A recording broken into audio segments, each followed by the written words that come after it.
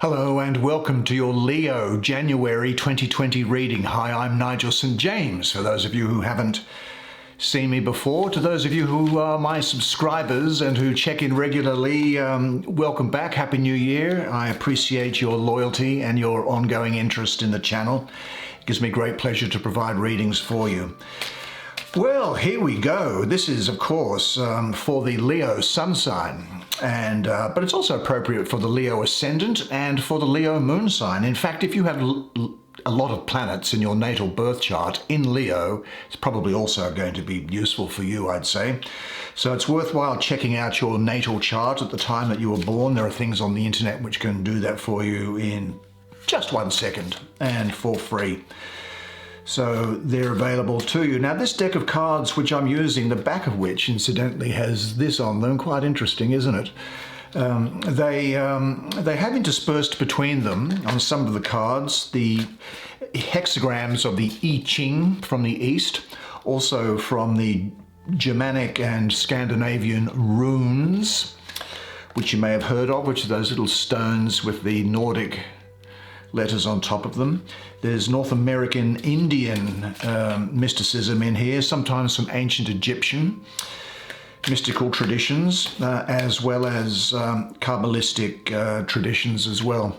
But not in every card, and it depends on what comes up. But if they do happen to display themselves, we shall see what they mean for you. So let's get things underway, shall we?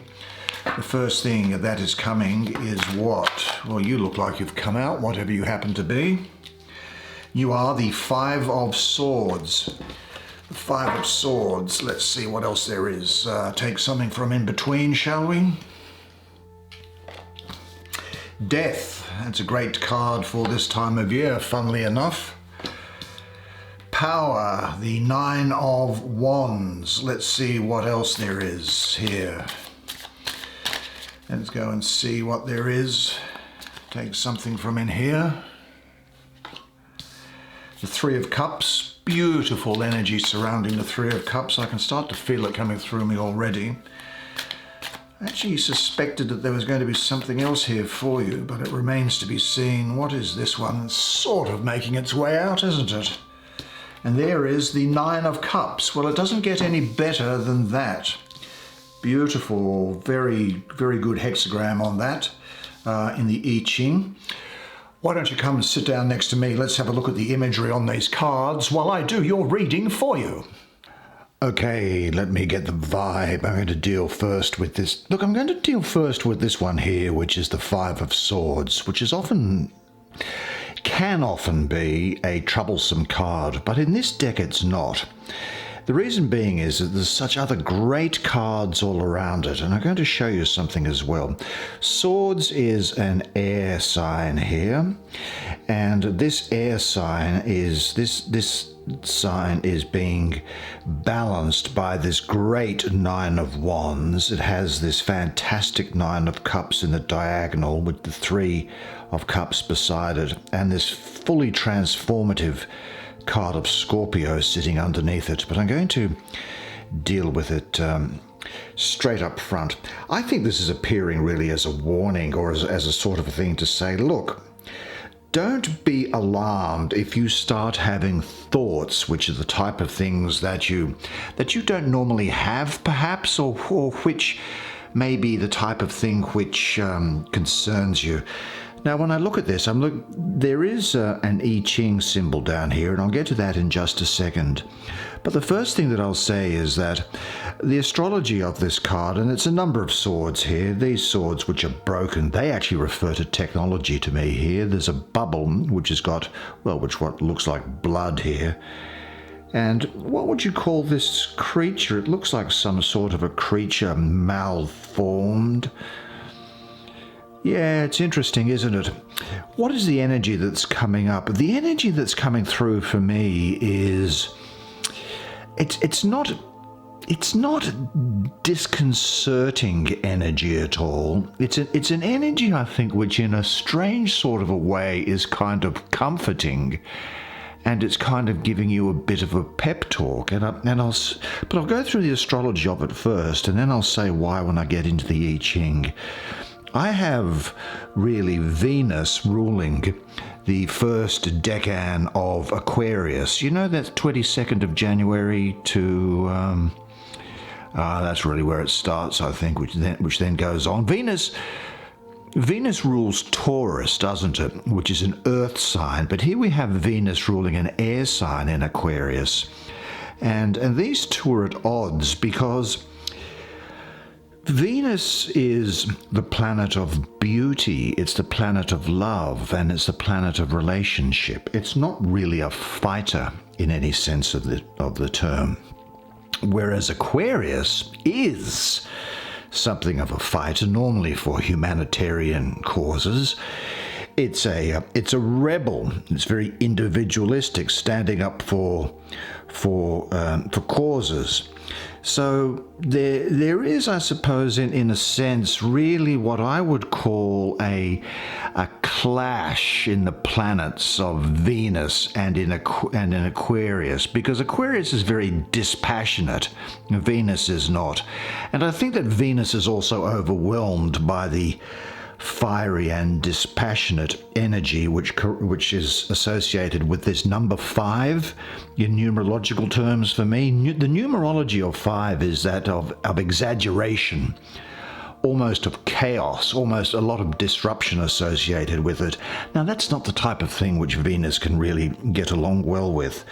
And so what we don't have is, we don't really have astrological or numerological accord in here. Rather, we have something which is kind of running a bit astray, if you like. But let me have a look at this I Ching, which is down here. Now, the I Ching is Chinese tradition. It represents probably the oldest form of practical magic that we know of on the planet. And the I Ching is made up of a series of broken and unbroken lines. The unbroken lines are masculine and they are yang, and the broken lines are feminine and they are yin. So we have the yin and the yang, and by looking at the combinations of the yins and the yangs and where they sit, you can do them in a series of 3s and any number of different series. But today I'm just going to look at the character as a whole for you, and because I think it's got something which is important to say to you as a whole. And when I look at this, which is a yin, a yang, a yin, a yang yang, and a yin, what I get is, I see that as being the hexagram of kun, which is to do with which is to do with oppression or exhaustion. And the action that needs to be taken in relation to it is that of adaptation. You need to adapt. Now, what does this mean for you for this month? Kun, really, in the Chinese tradition, is an image of a tree growing within an enclosure and offers a lesson about remaining cheerful and abundant in the face of confining situations. Tranquility in disturbance, that's one of the Chinese phrases.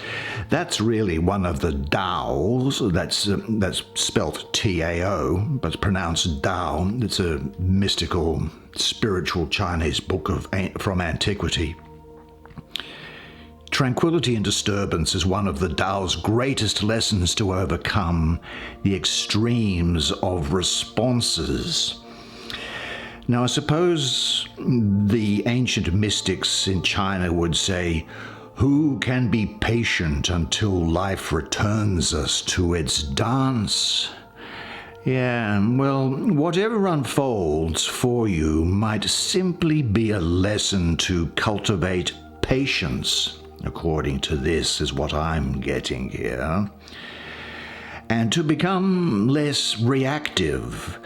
Now, great frustration can mount when you feel hemmed in or when your words are not believed. However, sometimes you have to be backed into a corner, don't you, to discover your inner truth and your real capabilities. Now, I think also the hidden influence of family can show dynamics at play when you feel your buttons have been pushed. At some point, you've got to take responsibility for your condition and stop looking around for others to blame. Now, I'm going to tell you just what's coming through to me. I don't make any judgment about it. The family provides an environment, really, that shows you the responsibility of caring, where giving is not exhausted because it's done with no strings attached. You care for others because they are a part of you. Nature shows how adaptation mechanisms evolve to help species overcome adversity. These mechanisms are not external, they are inborn. And in the same way, all that you will ever need to survive blossoms from within. The underlying cause of grace from the divinity offered a message to accept what you cannot change. I think that's important for you during this time. Have the courage to change what you can. Have the humility and the patience to accept what you cannot change. Now, I think that this thing here, this hexagram, is saying that, look, it's offering a lesson about adapting and changing to the present circumstances. After a time of you pushing upward, it's normal to meet with resistance. And sometimes you might think of it as some sort of an oppression. Well, it rises when you are your most successful. And it often arises as a healthy competition, as something competitive like that emerges. The greatest thing that this card and this hexagram here presents to you is that while you may feel weak within, it is exactly those, what I might call oppressive situations that reveal your inner strength. It cannot be exhausted because it is not dependent on external factors or external conditions. Your strength resides within you. And I think the mystics would also say, keep knocking, and the joy inside will eventually open a window to look out and see who is there. And if you do feel that there's something giving you aggravation at the moment, this card is suggesting could be around, could be happening. Just let it reveal the abundance. See it as an opportunity to reveal the abundance which is within you. And when I talk of abundance, let me speak next to this central card here. It's kind of going along in the same theme as that which we've just discussed. These are things, I think, that what happens is that the cosmos wants you to get out of the way because it has such beautiful things coming through to finish. And you finish with one of the best things that's possible to have in a spread and in a month. But let me look first at this Three of Cups. There is another I Ching here. The number 3 relates to me. Well, first of all, I have an association with the planet Saturn with number 3. Now, number 3 for me mystically actually relates to gestation. It relates to the growth almost of a fetus within the female's body. It relates to expansion. It relates to increase. It has the planet Saturn associated with it, but Saturn in its highest form. Often Saturn is cold and dense and comes in and dampens down the party on everything. Whereas for me in esoteric astrology, Saturn can have different forms, and where this card is placed, it actually has a very good form here, so you should feel good about that. And look at these 3 cups here. The cups relate to emotions and to relationships, and they're all overflowing into a beautifully placed river in between there. You might say, well, then why is this thing so beautiful? Well, to start with, I call this card the Lord of Abundance, and I see it as being Mercury in the second decan of Cancer. You know, that's 2nd to the 11th of July. Well, Cancer is the most maternal of the signs, and I think it's well placed in that number 3 here as well, which is, if you almost can see it as in a mystical sense, it has a reference to me for the mother, the gestation, that part which is also mother of creation.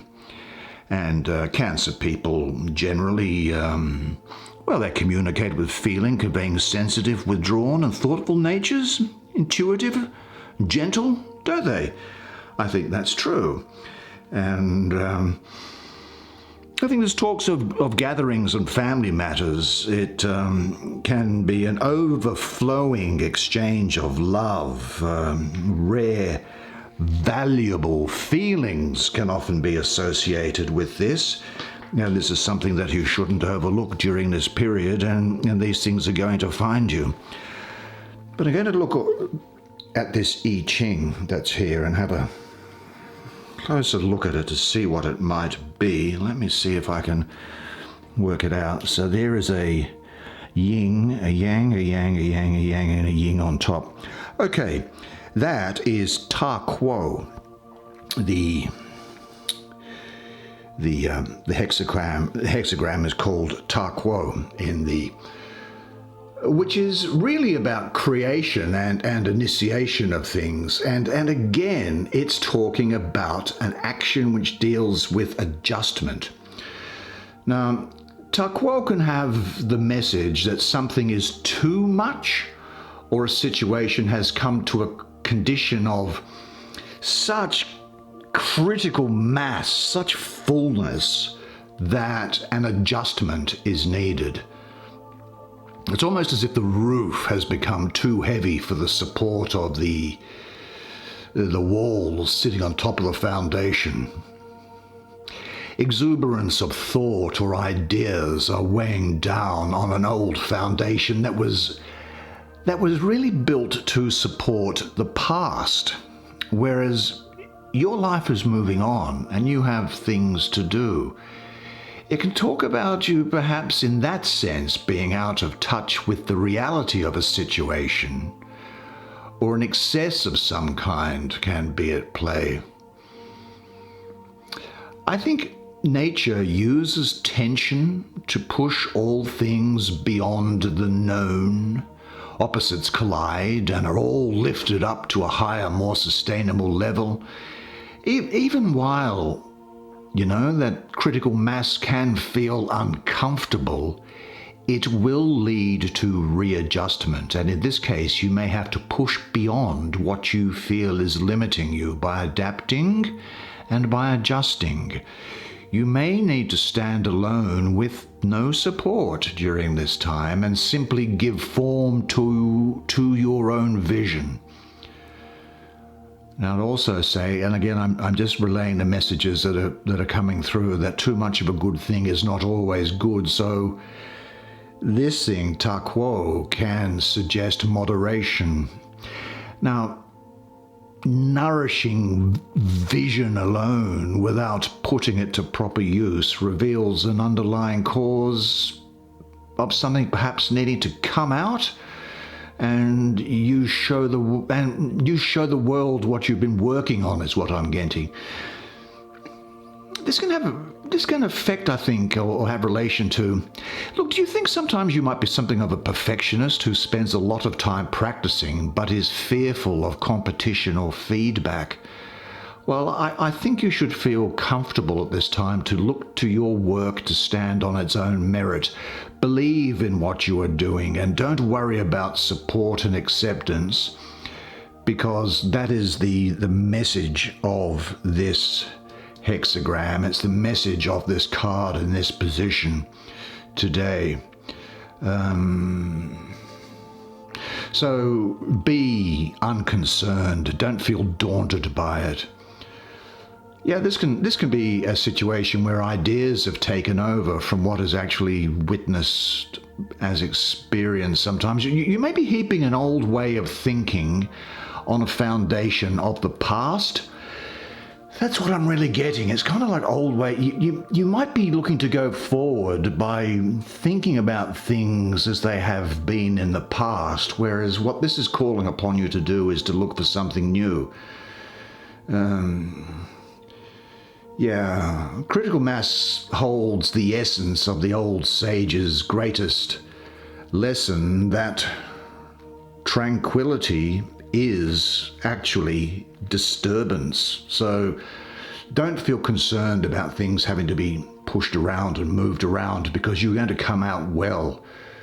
You succeed because you find that the tension can actually generate excitement.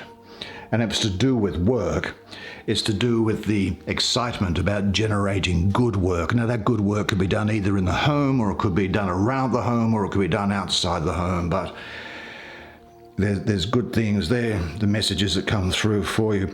I can't remember what I say, sadly. They just kind of burst through. So I'm really getting... Look, I have this affirmation in mind, honestly, for you, and it is, today life gives me everything I need to be happy. My suggestion is, give whatever you would like to now, in full awareness of your riches, your boundless riches. I'm getting the idea of the birth of an idea of a goal. You may hear of a child being born. It's a good time to share your successes with others, I think. I think life is going to be feeling good for you, even though there's this kind of underlying tension there. It's still going to be something that you're going to feel in control of, and it's going to be invigorating you. It's going to be making you feel good. It's about going, well, actually, it's not surprising, I suppose, at this time of year that it should come up, because this is when you want to build plans to go ahead.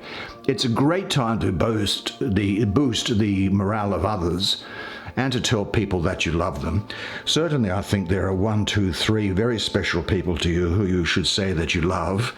It is a good time to boost the morale of others, because I can't tell you the karmic reward that you get from it. Even if you go up to someone in a shopping mall and say to them, not in a creepy way, but, look, I love that color on you, or your hair looks fantastic, or you look great today, and then move on without expecting anything in return. Those words will reverberate throughout eternity, and they will come back to you having touched every other good thing in the universe. Here's something more to do with change. It's interesting, but then again, it's the time of year, is it not? Let's have a look at this. The child of the great transformers, the lord of the gate of death. Here we have a card ruled by Scorpio. And that is the correct attribution, at least it is as far as I'm concerned. Now, what's also important here is there is an eagle. Now, you may know that Scorpio, of course, is a water sign, and Scorpio actually has 3 forms, and it actually is kind of like the 3 forms of water. First of all, Scorpio is represented by the scorpion, which one might consider to be solid water, like ice. It then has a more developed form, which is that of the snake, which undulates, and one might consider that to be the form of liquid water. And finally, in its exalted, almost divine form, it is that of the eagle, and one might see that as an eagle rising upon the air, and of course steam and vapor is the 3rd form of water.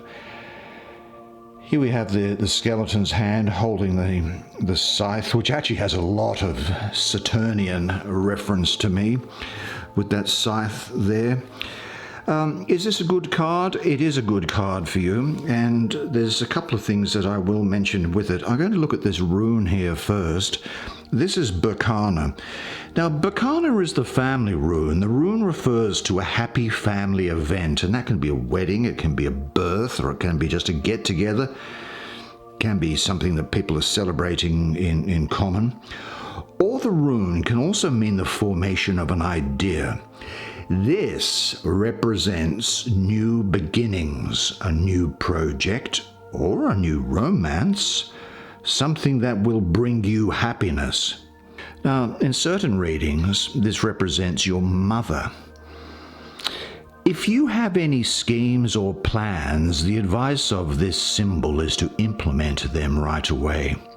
This is especially fortunate in the outcome of any rune casting, and it is especially fortunate placed in this position directly underneath that Five of Swords, because it's attacking that Five of Swords, if you like. I think what we can say here is, now this could also mean the birth of a child, and it can sometimes mean a marriage. So it doesn't mean to say that that's actually going to be happening to you, but it does say that it is something that you could be hearing of. Now there's this other, let's have a closer look at it. There's this other symbol on top here, isn't there? Well, this thing is an ancient, it's biblical Hebrew letter. It's the 14th letter of that Hebrew alphabet, and it is Nun. And the Nun is a symbol of faithfulness and of emergence, and it stands for humility, as it seems to be bent over both at the top and at the bottom. Now, at the time, people are familiar with the Christian tradition. At the time, Jesus Christ was wandering around Judea and Galilee. He was speaking a language called Aramaic, not Hebrew. He spoke Aramaic. That's what the ordinary people spoke. Nun in Aramaic means fish.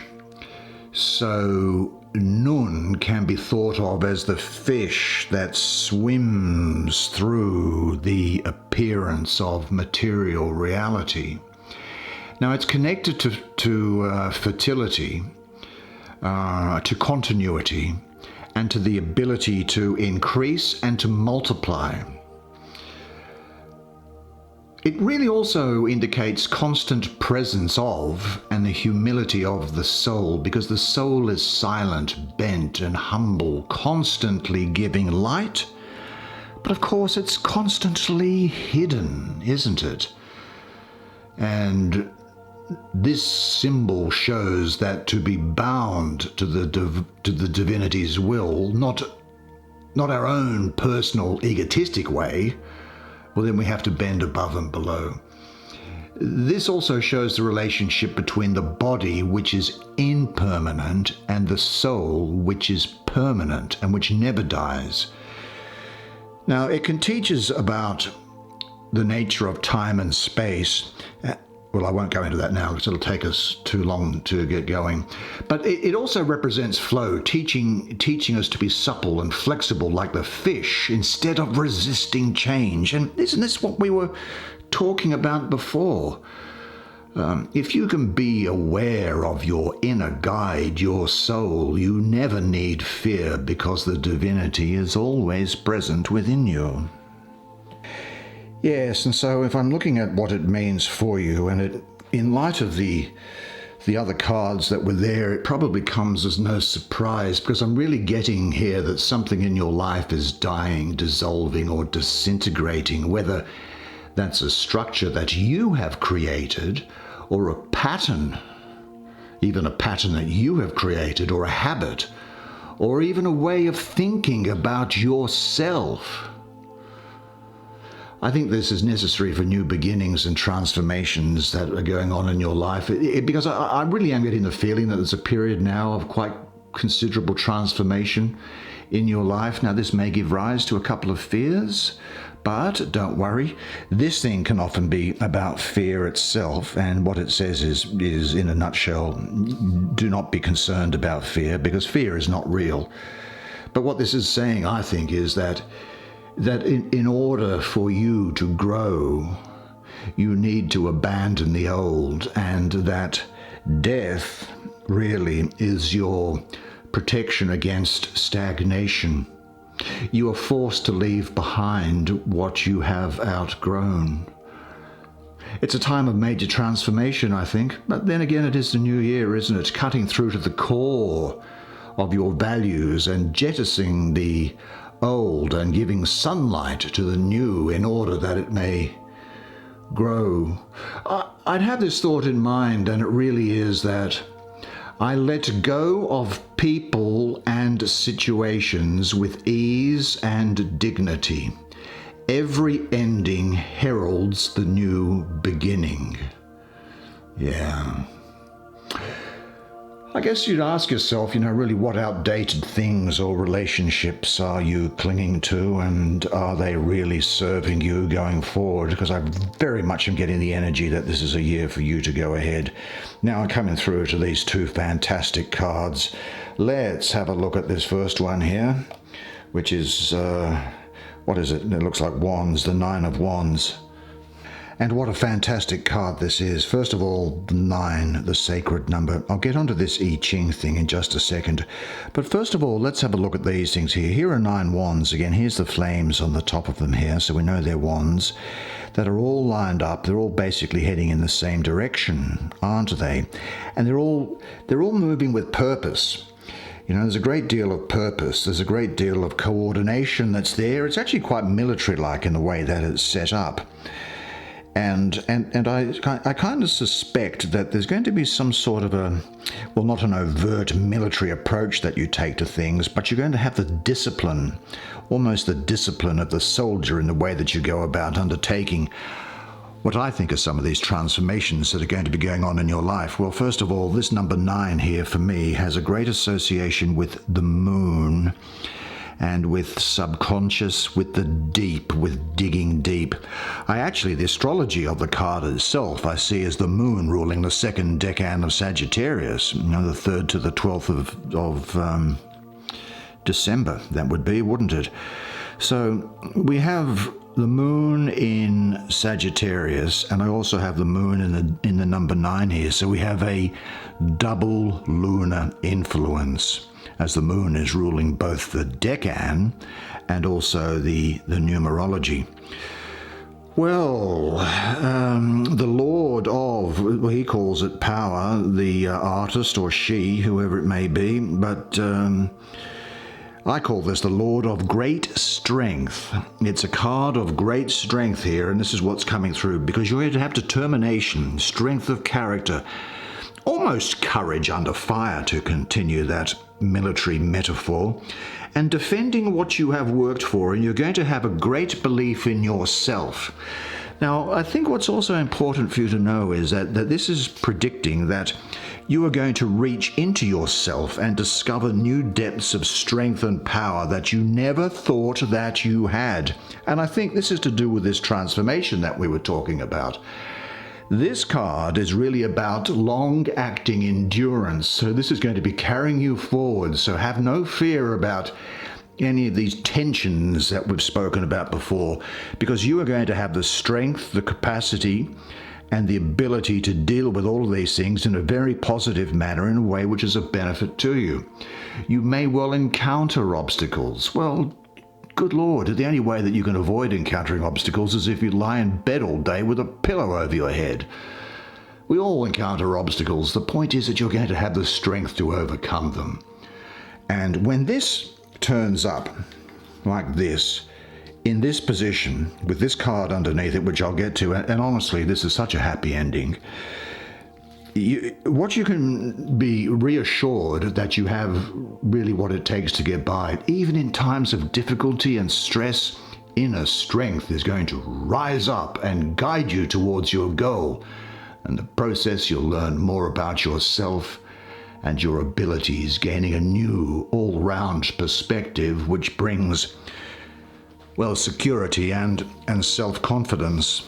Now, there is an I Ching hexagram there, isn't there? So we really should have a look at it for the sense of completeness. And let me just see what it is.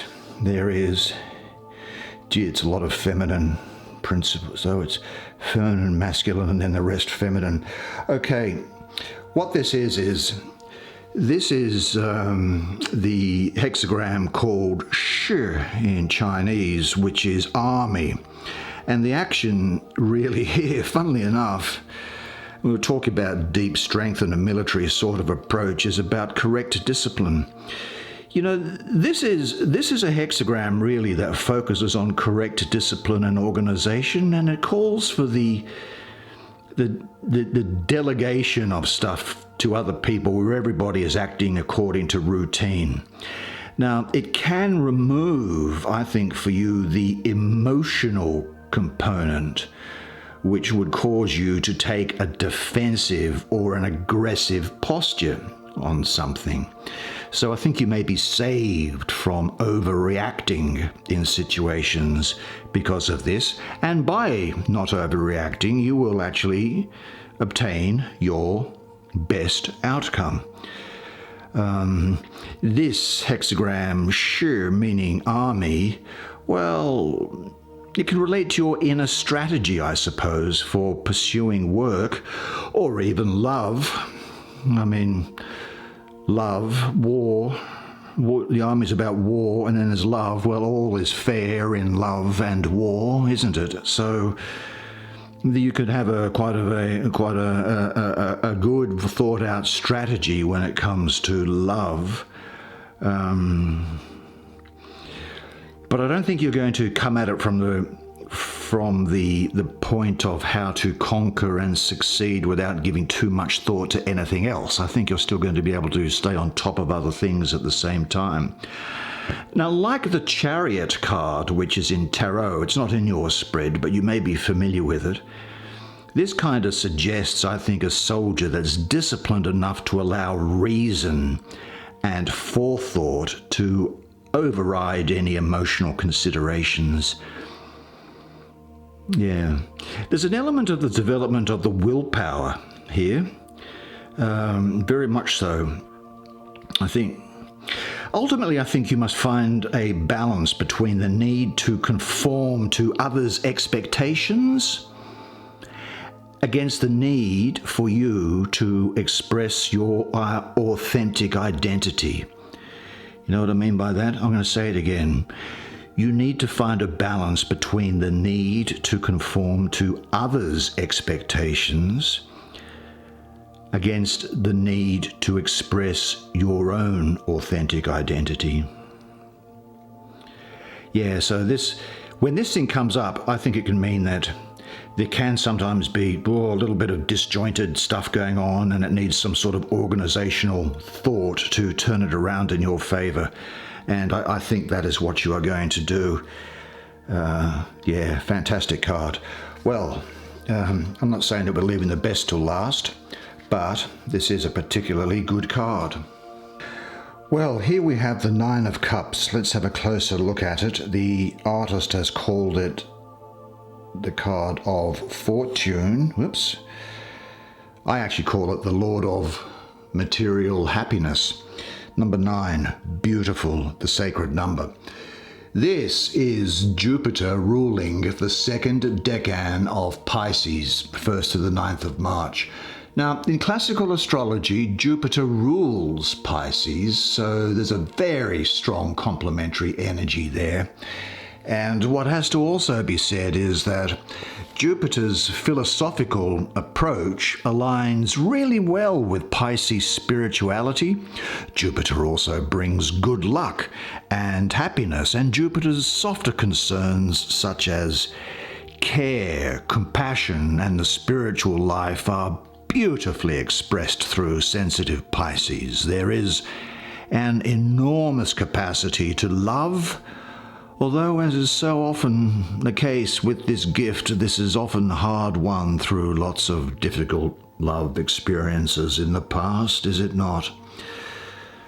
What else can we say about this? Well, basically we really here have the fulfillment of love.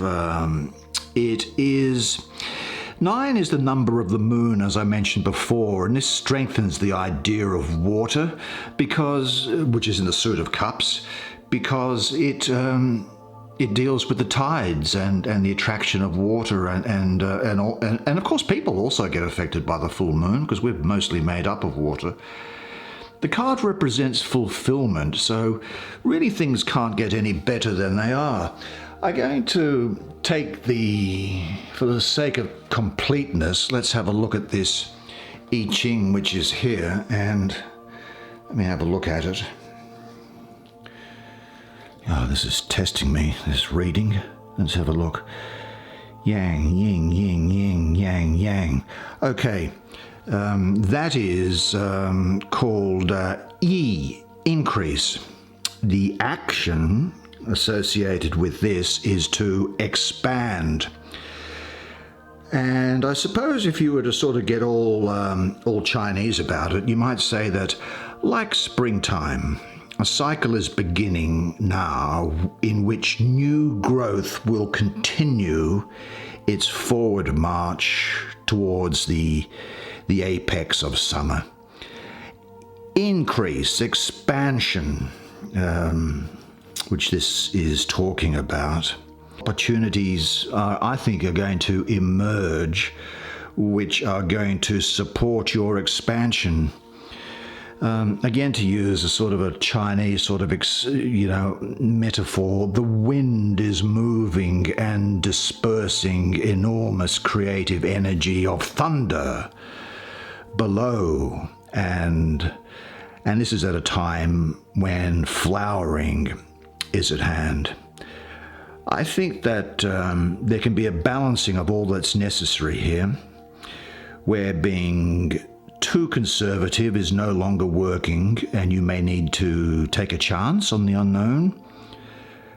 But this I Ching is definitely saying that there is the opportunity for growth and expansion is surrounding you, and you need only to take advantage of it while it is here.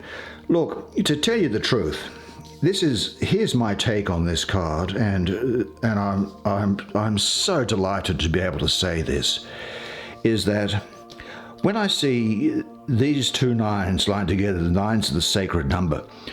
It always returns in on itself. 9 twos are 18, 1 and 8 are 9, 9 threes are 27, 2 and 7 are 9. You can do that forever and ever and ever, and you're always going to end up with the number of 9. In this column here, and in this position, which is coming through and pushing forward, coming out and moving forward with you, this card really can be seen as the wish card. And if I was to say about what is it that you might see your wishes fulfilled in, I'd say that you might well see your wishes fulfilled in an abundance, this Lord of abundance of relationships and love around family, people, and the ability to make those things become a reality in your life. Well, that's the way it is for you this month. Well, there you go, January 2020. I have to say this, that you were absolutely fantastic during that reading, and I loved doing it for you. I think this is going to be a great year for you, and have a fantastic January. And all I have to say is this, and remember always that you are a legend, and I look forward to seeing you again next month. Until then, bye for now.